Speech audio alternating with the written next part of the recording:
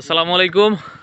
এখন আসছিলাম হচ্ছে ওই যে চুরি হওয়া ট্রান্সফরমার যে অবশিষ্ট অংশ ওইটা খুলে নেওয়ার জন্য।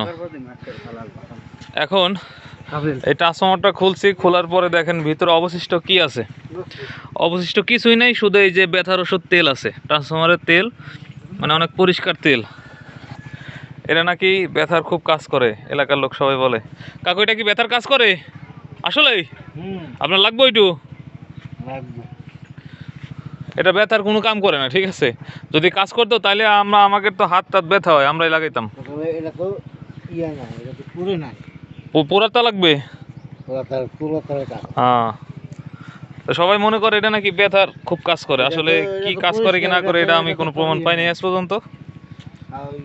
হ্যাঁ হ্যাঁ, আসলে কাজ করে না, তা কি কাজ করে নাকি তাই কোন? তাহলে তো নিয়ে টেস্ট করার দরকার। আপনার কি মনে হয় কি ব্যথা সারে? ব্যথা সারে এই তেল দিলে? কোনো কাম করবে না।